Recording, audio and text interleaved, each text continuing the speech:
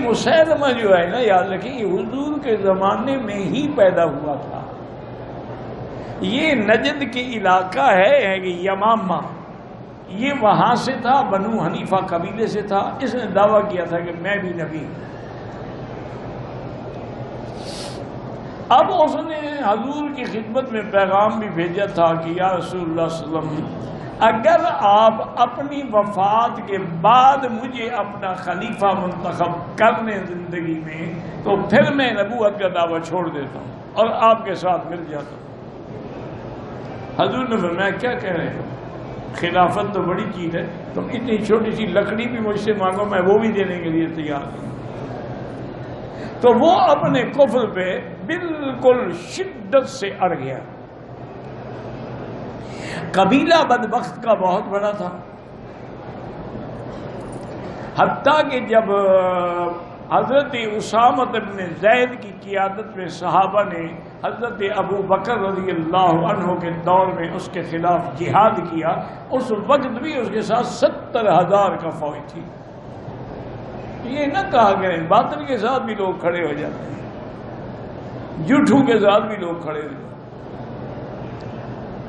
حتیٰ کہ ایک دفعہ اس کو ساتھیوں نے کہا کہ مسیلمہ، اللہ کے نبی محمد مصطفیٰ فرماتے ہیں کہ مجھ پر جبریل آتا ہے، پھر لوگوں کو قرآن سناتے ہیں، تم جو نبی ہو تو تم پر بھی وحی آتی ہے؟ انہوں نے کہا ہاں جی بالکل، ہمیں مجھ پر بھی وحی آتی ہے۔ انہوں نے کہا اگر تم پر وحی آتی ہے تو تم بھی تو ہمیں سناؤ نا کہ وحی میں کیا آیا۔ انہوں نے کہا ٹھیک ہے ہم بھی سنا دیں گے۔ تو ایک دن بیٹھا تھا اپنی مجلس میں، تو انہوں نے کہا کہ آج مجھ پہ جو وحی اتری ہے نا، القاء ہوا ہے، اس میں یہ ہے کہ الفیل و والفیل وما ادراک ما الفیل ذنبہ کثیر و خرطومہ طویل، کہ ہاتھی رے ہاتھی جس کی دم چھوٹی ہوتی ہے اور اس کی سونڈ لمبی ہوتی ہے۔ انہوں نے کہا آج مجھ پر یہ قرآن نازل ہوا ہے۔ انہوں نے کہا بات سنو، یہ تو ہم آپس میں بیٹھے ہیں، اگر باہر تم نے یہ سنا ہے لوگ جوتے مار مار کے تیرا سر گل جائے، یہ قرآن ہے الفیل و ملفیل۔ اس نے سنا تھے نا آیت الم تر کیف فعل ربک باصحاب الفیل، تو اس کو توڑ کے پھر اس نے اپنی صورت بنائی الفیل و ملفیل وما ادراک ما الفیل۔ ایک قادیانی بھی اسی طرح بناتے تھے نا۔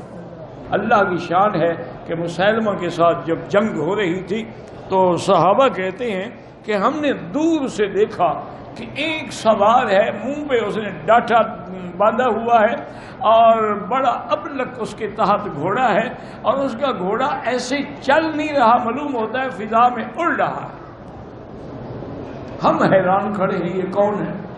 بس اتنی دیر گزری کہ ہم نے اس کے گھوڑے کو، انہوں نے چھلانگ لگائی، آیا اور سیدھی تلوار مسیلمہ کی گردن پہ رکھی، اس کو دو ٹکڑے کر دیا اور اس نے ڈاٹا کھولا اور مسلمانوں سے کہا کہ گواہ ہو جاؤ فزت ورب الکعبہ، میں آج رب کعبہ کی قسم کامیاب ہو گیا۔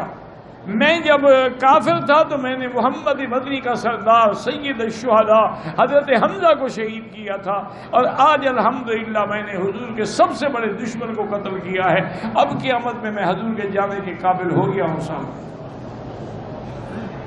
تو یہ وہ ہے مسیلمہ بن الکذاب۔